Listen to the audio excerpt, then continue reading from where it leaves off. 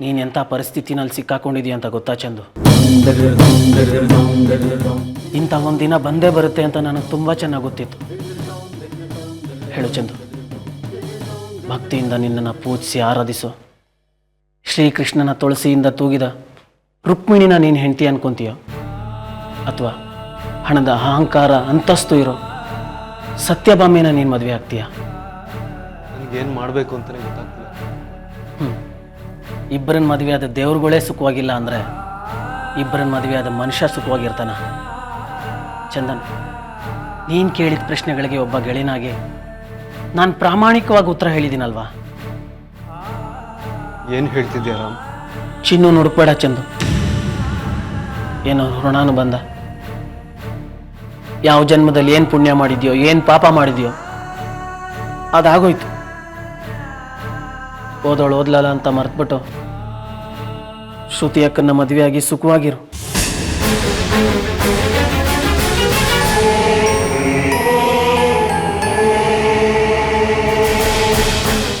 ನಾನು ನಿನ್ನಿಂದ ಇದನ್ನು ಎಕ್ಸ್ಪೆಕ್ಟ್ ಮಾಡಿರಲಿಲ್ಲ. ಲಚ್ಚಿ ನಿನ್ನನ್ನು ಅಣ್ಣ ಅಂದ್ಕೊಂಡಿದ್ದೆ, ನೀನು ಅವಳನ್ನು ತಂಗಿ ಅಂದ್ಕೊಂಡಿದ್ದೆ.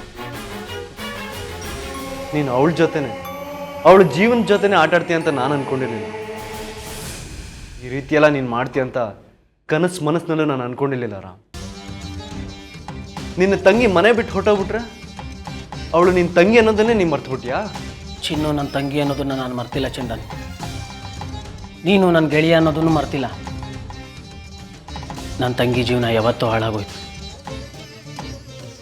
ಉಪಕಾರ ಸ್ಮರಣೆಯಲ್ಲಿ, ಪ್ರೀತಿ ದಯೆ ಕರುಣೆಯಲ್ಲಿ, ಪ್ರಾಣಿಗಳೇ ಬಲು ಮೇಲು ಮಾನವನದಕ್ಕಿಂತ ಕೇಳು ಅಂತ ಅಮ್ಮ ಯಾವತ್ತೋ ಈ ಪದ್ಯನ ಹೇಳ್ಕೊಟ್ಟಿದ್ದಾರೆ. ತಾಳಿ ಕಟ್ದವಳನ್ನ ಹೆಂಡತಿ ಅಂತ ಒಪ್ಕೊಳ್ಳೋಕ್ಕಾಗದೇ ಇರೋ ನೀನು ಇನ್ನೊಬ್ಬಳಿಗೆ ತಾಳಿ ಕಟ್ಟಕ್ಕೆ ರೆಡಿಯಾಗಿದೆಯಲ್ಲ.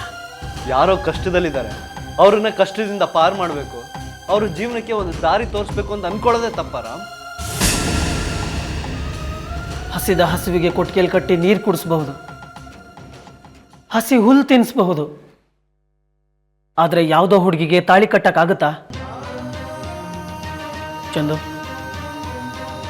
ಎಲ್ಲ ಸತ್ಯಗಳನ್ನು ಮುಚ್ಚಿಡಬಹುದು, ಆದರೆ ಗಂಡ ಹೆಂಡತಿ ಅನ್ನೋ ಸತ್ಯ ಸಂಬಂಧ ಮುಚ್ಚಿಡೋಕ್ಕಾಗುತ್ತಾ? ಆ ಸತ್ಯ ಹೊರಗಡೆ ಗೊತ್ತಾಗ್ತಿದೆ ಅಂತ ನಿನಗೆ ಗೊತ್ತಾದಾಗ ಚಂದು ನೀನೇ ಕ್ಷಮಿಸ್ಕೊಳ್ಳೋಕ್ಕಾಗಲ್ಲ. ಅಮ್ಮು, ಅವತ್ತು ಆ ಹೊತ್ತಿನಲ್ಲಿ ಆ ಕ್ಷಣದಲ್ಲಿ ನಾನು ಇದ್ದ ಜಾಗದಲ್ಲಿ ನೀನು ಇದ್ದಿದ್ರು ಅದೇ ಕೆಲಸ ಮಾಡ್ತಿದ್ದೆ ರಾಮು.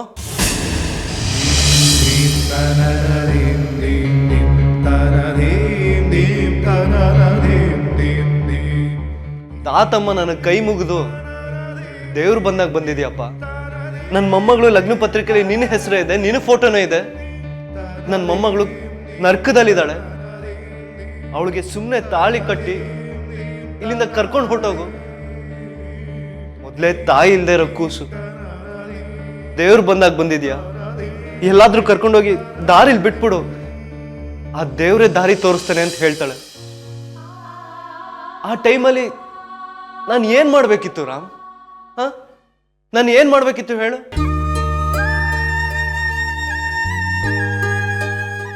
ಲಚ್ಚಿ ಅವ್ರ ಅಣ್ಣ ನಂಜುಂಡಿ ಬಸ್ ಸ್ಟ್ಯಾಂಡ್ನಲ್ಲಿ ಏನ್ ಹೇಳ್ದ ಗೊತ್ತಾ ನನಗೆ? ಬಾಯಿ ತುಂಬಾ ಭಾವ ಅಂತ ಕರೀತಾನೆ.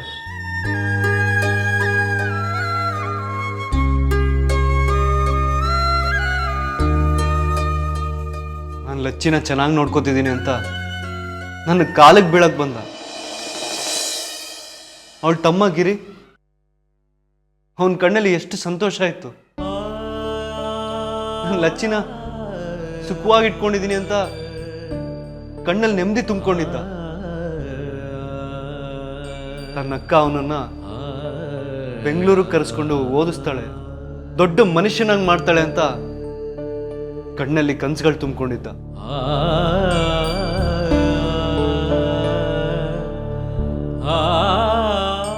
ಆ ಚಿಕ್ಕ ಹುಡುಗನ ಕಣ್ಣಲ್ಲಿದ್ದ ಕನ್ಸುಗಳನ್ನ ಹೇಗ್ ಮರೀಲಿ ರಾಮ್?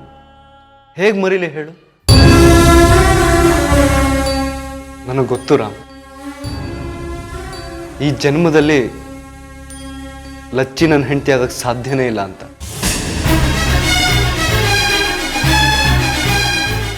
ನಾನು ಪ್ರೀತಿಸಿದ ಹುಡುಗಿ, ನನ್ನನ್ನು ಪ್ರೀತಿಸ್ತಾ ಇರೋ ಹುಡುಗಿ ಶ್ರುತಿನೇ ನನ್ನ ಹೆಂಡತಿ. ಆದರೆ ತಾತಮ್ಮನಿಗೆ ಕೊಟ್ಟಿರೋ ಮಾತನ್ನ ನಾನು ಉಳಿಸ್ಕೋಬೇಕಲ್ವಾ? ಲಚ್ಚಿಯವರಣ್ಣ ನಂಜುಡಿಗೆ ಕೊಟ್ಟಿರೋ ಮಾತು, ಅವಳ ತಮ್ಮ ಗಿರಿಗೆ ಕೊಟ್ಟಿರೋ ಮಾತು, ಅದನ್ನೆಲ್ಲ ನಾನು ಉಳಿಸ್ಕೊಳ್ಳೇಬೇಕಲ್ವಾ? ಹಾಂ, ಆ ಸಂದರ್ಭದಲ್ಲಿ ಲಚ್ಚಿ ತಾತಮ್ಮಂಗೆ ನಾನು ಒಂದು ಮಾತು ಹೇಳಿದೆ, ನೋಡಿ ನಿಮ್ಮ ಮೊಮ್ಮಗಳು ಸುಖವಾಗಿರೋ ಹಾಗೆ ನಾನು ನೋಡ್ಕೋತೀನಿ ಅಂತ. ಈಗ ನಾನು ಆ ಕೆಲಸ ಮಾಡಲೇಬೇಕಲ್ವಾ? ಲಚ್ಚಿನ ಹುಡುಕ್ಲೇಬೇಕಲ್ವಾ? ಅವಳ ಜೀವನಕ್ಕೆ ಒಂದು ದಾರಿ ತೋರಿಸ್ಲೇಬೇಕಲ್ವಾ ರಾಮು? ತಾತಮ್ಮನ ಕೊಟ್ಟಿರೋ ಮಾತನ್ನ ಉಳಿಸ್ಕೋಬೇಕಲ್ವಾ? ನೋಡ್ರಾಮು, ಹೇಳಿ ಕೇಳಿ ಮೊದಲೇ ನಾನು ದೇವ್ರನ್ನ ನಂಬದೇ ಇರೋ, ನನ್ನ ಹತ್ರ ನೀನು ಗಂಗೆ, ಗೌರಿ, ರುಕ್ಮಿಣಿ, ಸತ್ಯಭಾಮೆ, ಯಾರದು ಪದ್ಮಾವತಿ, ಅಲ್ಮೇಲಮ್ಮ, ಇವ್ರನ್ನ ಎಕ್ಸಾಂಪಲ್ ಕೊಟ್ಟು ಹೆದರಿಸ್ತಾ ಇದೆಯಾ?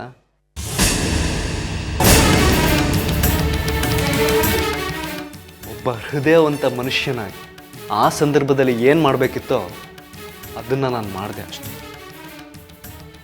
ಅದನ್ನು ತಪ್ಪು ಅನ್ನಂಗಿದ್ರೆ ನಾನು ಏನೂ ಮಾಡೋಕ್ಕಾಗಲ್ಲ. ಒಂದು ಮಾತು ಹೇಳ್ತೀನಿ, ತಿಳ್ಕೊರ. ನಾನು ನಿನ್ನ ತಂಗಿ ಚಿನ್ನುಗೂ ದ್ರೋಹ ಮಾಡಲ್ಲ, ನನ್ನ ನಂಬಿ ಪ್ರೀತಿಸಿದ ಶ್ರುತಿಗೂ ದ್ರೋಹ ಮಾಡಲ್ಲ. ಅಮ್ಮ ನನಗೂ ಗೋವಿನ ಹಾಡು ಹೇಳ್ಕೊಟ್ಟಿದ್ದಾಳೆ. ಪುಣ್ಯಕೋಟಿ ಅನ್ನೋ ಹಸು ಅರ್ಬುದ ಅನ್ನೋ ಹಸಿದ ಹೆಬ್ಬುಲಿಗೆ ಏನು ಮಾತು ಕೊಡ್ತು ಗೊತ್ತಾ? ಕೊಟ್ಟ ಮಾತನ್ನು ತಪ್ಪಲಾರೆನು, ಕೆಟ್ಟ ಯೋಚನೆ ಮಾಡಲಾರೆನು, ನಿಷ್ಠೆಯಿಂದಲೇ ಪೋಪೆನಲ್ಲಿಗೆ ಕಟ್ಟ ಕಡೆ ಇದು ಖಂಡಿತ. ಈ ಹಾಡನ್ನು ನಾನು ನನ್ನ ಜನ್ಮದಲ್ಲಿ ಮರೆಯಲಾರ. ಅಮ್ಮ ಹೇಳ್ಕೊಟ್ಟಿರೋ ಯಾವುದೇ ಒಳ್ಳೆ ಪಾಠನೂ ಈ ಜನ್ಮದಲ್ಲಿ ಮರೆಯಲ್ಲ ನಾನು. ಎಲ್ಲಿಗೆ ಹೋಗ್ತಾ ಇದೆಯಾ? ಏನು ಹೆದರ್ಕೋಬೇಡ, ನಾನೇನು ಮನೆ ಬಿಟ್ಟು ಹೋಗ್ತಿಲ್ಲ. ಮನೆ ಬಿಟ್ಟು ಹೋಗಿರೋ ನನ್ನ ಚಿನ್ನು ಬಗ್ಗೆ ವಿಚಾರಿಸೋದಕ್ಕೆ ಹೋಗ್ತಿದ್ದೀನಿ. ಗೊಂಬೆ, ನೀನು ಎಲ್ಲಿಗಾದರೂ ಹೋಗು. ನಿನಗೆ ಅವಳ ಬಗ್ಗೆ ಎಷ್ಟು ಪ್ರೀತಿ ಇದೆ ಅಂತ ನನಗೆ ಚೆನ್ನಾಗಿ ಗೊತ್ತು. ಆದರೆ ನಿನ್ನಂಥ ಸುಂದರವಾಗಿರೋ ಹುಡುಗಿರು ಸಂಜೆ ಹೊತ್ತಿನಲ್ಲಿ ಹೊರಗಡೆ ಹೋಗಬಾರ್ದು. ಈಗಿನ ಕಾಲದ ಹುಡುಗರು ಯಾರೂ ಒಳ್ಳೆಯವರು ಇರೋದಿಲ್ಲ. ಏಕೆ, ನೀನು ನ್ಯೂಸ್ ಪೇಪರ್ ಓದೋದಿಲ್ವಾ? ಬರೀ ನನ್ನ ಬಗ್ಗೆ ಯೋಚನೆ ಮಾಡ್ತಿದ್ಯಲ್ಲ, ನನ್ನ ತಂಗಿ ಚಿನ್ನು ಬಗ್ಗೆ ಯೋಚನೆ ಮಾಡು. ಮಾತು ಕೊಡಬೇಡ ಗೊಂಬೆ. ಸಂಜೆ ಆಗ್ತಿದೆ, ಹೊರಗಡೆ ಹೋಗಬೇಡ ಅಷ್ಟೇ. ನನ್ನ ಮಾತು ಕೇಳು.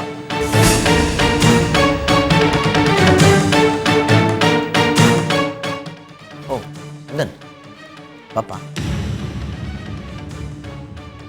ಡಲ್ಲಾಗಿದೆಯಾ?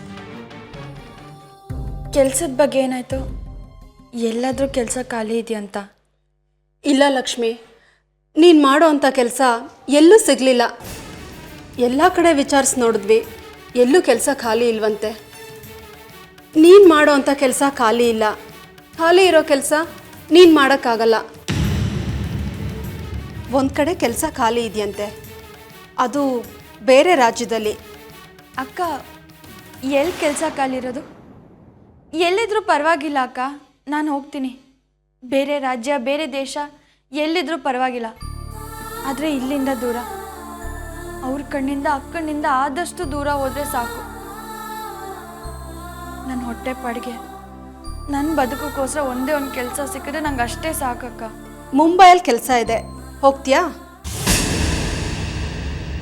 ಹಾಂ ಅಕ್ಕ, ಹೋಗ್ತೀನಿ. ಅಲ್ಲ ಕಣೆ, ನೀನು ಬೇರೆ ರಾಜ್ಯಕ್ಕೆ ಹೋಗಿ ಅಲ್ಲಿ ಏನು ಮಾಡ್ತೀಯಾ? ಅಕ್ಕ, ನಂಗೆ ಭಾಷೆ ಬರ್ದಿದ್ರೆ ಏನಂತೆ, ದೇವ್ರು ನನಗೆ ಮಾತಾಡೋಕ್ಕೆ ನಾಲ್ಗೆ ಕೊಟ್ಟಿದ್ದಾನೆ. ಕೆಲವ್ರಿಗೆ ಅದೂ ಇರಲ್ಲ, ನೋಡೋಕ್ಕೆ ಕಣ್ಣಿರಲ್ಲ, ಕೆಲಸ ಮಾಡೋಕ್ಕೆ ಕೈ ಇರಲ್ಲ, ಓಡಾಡೋಕ್ಕೆ ಕಾಲಿರಲ್ಲ. ಆದರೆ ಆ ದೇವರು ನನಗೆಲ್ಲನೂ ಕೊಟ್ಟಿದ್ದಾನೆ. ನಾನು ಹೆಂಗೋ ಕನ್ಸನ್ನೆ ಕೈಸನ್ನೆ ಹೆಂಗೋ ಮಾಡ್ಕೊಂಡು ಬದಿಕೊಳ್ತೀನಕ್ಕ.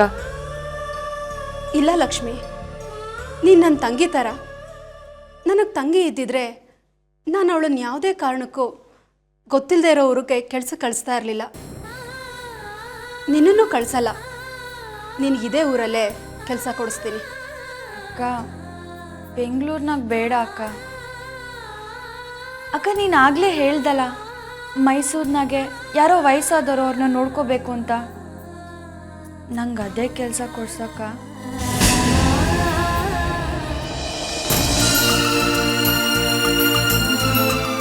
ನಿನ್ ಚಿನ್ನು ಸುನೀತಾ ಮನೇಲೆ ಇರ್ತಾಳೆ ಅನ್ನೋದಕ್ಕೆ ಏನ್ ಗ್ಯಾರಂಟಿ?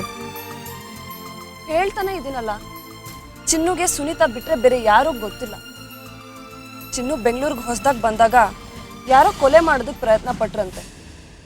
ಪ್ರಜ್ಞೆ ತಪ್ಪು ಬಿದ್ದಿದ್ದ ಚಿನ್ನುಗೆ ಸುನೀತಾನೇ ಕರ್ಕೊಂಡೋಗಿ ಹಾಸ್ಪಿಟಲ್ ಸೇರಿಸಿದ್ದು.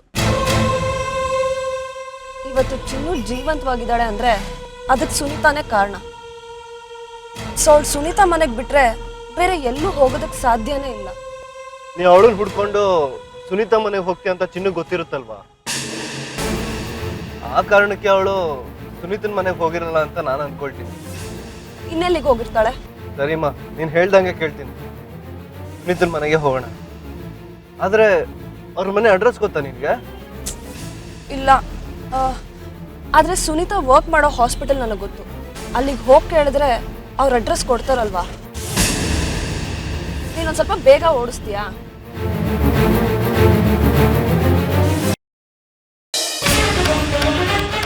ನಿನ್ನಂತ ಹಟ್ಮಾರಿ ಹುಡುಗಿನ ನಾನು ಎಲ್ಲೂ ನೋಡಲಿಲ್ಲ.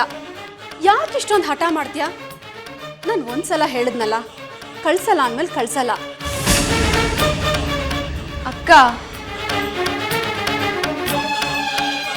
ನೀನು ನನ್ನ ಕಣ್ಣೆದುರಿಗೆ ಇರಬೇಕು ಲಕ್ಷ್ಮಿ. ನೀನು ಎಲ್ಲಿದ್ಯಾ, ಏನು ಮಾಡ್ತಿದ್ಯಾ ಅಂತ ನನಗೆ ಪ್ರತಿ ಕ್ಷಣ ಗೊತ್ತಾಗ್ತಾ ಇರಬೇಕು. ಇಷ್ಟು ದಿನ ನೀನು ಶ್ರುತಿ ಮನೇಲಿದ್ದೆ, ನನಗೆ ಯಾವ ಯೋಚನೆನೂ ಇರಲಿಲ್ಲ. ಆದರೆ ಈಗ ಯಾವುದೋ ಗೊತ್ತಿಲ್ಲದೆ ಇರೋ ಊರಿಗೆ ನಾನು ನಿನ್ನನ್ನು ಕಳ್ಸಲ್ಲ. ಅಕ್ಕ, ನಿನಗೆ ನನ್ನ ಕಷ್ಟ ಅರ್ಥ ಆಗ್ತಾ ಇಲ್ವಾ? ನಾನು ಯಾವ ಸ್ಥಿತಿಲಿದ್ದೀನಿ ಅಂತ ನಿನಗೆ ಗೊತ್ತಿಲ್ವಾ? ನನ್ನಿಂದ ನನ್ನ ಅಕ್ಕನ ಬಾಳು, ನನ್ನ ಗಂಡನ ಬಾಳು ಹಾಳಾಗ್ಬೇಕಾ? ನನಗೆ ಜೀವನ ಕೊಟ್ಟ ಗಂಡ, ಜೀವ ಕೊಟ್ಟ ಅಕ್ಕ, ಇವರಿಬ್ರಿಗೂ ದ್ರೋಹ ಮಾಡಿ ನಾನು ಹೆಂಗೆ ಸಂತೋಷವಾಗಿರ್ಲಿ ಅಕ್ಕ? ಅಕ್ಕ, ಅರ್ಥ ಮಾಡ್ಕೋ. ಶ್ರುತಿ ಅಕ್ಕನಿಗೆ ಚೆನ್ನಾಗಿ ಗೊತ್ತು ಈ ಊರಲ್ಲಿ ನಿನ್ ಬಿಟ್ರೆ ನಂಗೆ ಬೇರೆ ಯಾರೂ ಗೊತ್ತಿಲ್ಲ ಅಂತ. ಅವಳು ಯಾವ ಕ್ಷಣ ಆದರೂ ಇಲ್ಲಿ ಬರ್ಬೋದು, ಯಾವತ್ತಿದ್ರೂ ಬಂದೇ ಬರ್ತಾಳಕ್ಕ.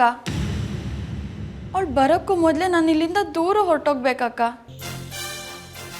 ನಾನೇನಾದರೂ ಆ ಮನೆಗೆ ತಿರ್ಗಾ ಹೋದರೆ ಅದರಿಂದ ಯಾರೂ ಸಂತೋಷವಾಗಿರಲ್ಲ ಅಕ್ಕ. 10 ಜನಕ್ಕೆ ಒಳ್ಳೇದಾಗೋದಾದ್ರೆ ಒಬ್ರ ಕೆಟ್ಟದಾದ್ರೂ ಪರವಾಗಿಲ್ಲ ಅಂತ ನನ್ನ ತಾತಮ್ಮ ಹೇಳ್ತಿತ್ತು. ನನಗೆಷ್ಟೇ ಕಷ್ಟ ಆದರೂ ಪರವಾಗಿಲ್ಲ ಅಕ್ಕ, ಆದರೆ ನಾನು ಇಷ್ಟಪಡೋರು ಸುಖವಾಗಿರಬೇಕು. ಬಾಯಿಗೆ ಬಂದಂಗೆಲ್ಲ ಮಾತಾಡಬೇಡ್ವೆ. ನೀನು ಎಲ್ಲಿಗೆ ಹೋಗ್ತೀಯಾ? ಎಷ್ಟು ದೂರ ಹೋಗ್ತೀಯಾ? ಎಷ್ಟೇ ದೂರ ಹೋದರೂ ನೀನು ನಿನ್ನ ನೆನ್ನೇನು ಬದಲಾಯಿಸೋಕ್ಕಾಗಲ್ಲ.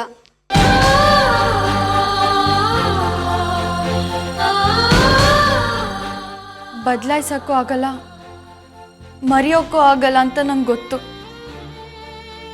ಆದರೆ ನಾನು ಅವ್ರ ಕಣ್ಣಿಂದ ಎಷ್ಟು ದೂರ ಇರ್ತೀನೋ ಅವರು ಅಕ್ಕನೂ ಅಷ್ಟೇ ಸಂತೋಷವಾಗಿರ್ತಾರೆ. ನಿನ್ನ ಕೈ ಮುಗಿತೀನಿ ಸುನೀತಕ್ಕ. ನನ್ನನ್ನು ಈ ಮನೆಯಿಂದ ಎಷ್ಟು ಬೇಗ ಕಳಿಸ್ತೀಯೋ ಅಷ್ಟೇ ಒಳ್ಳೆಯದು.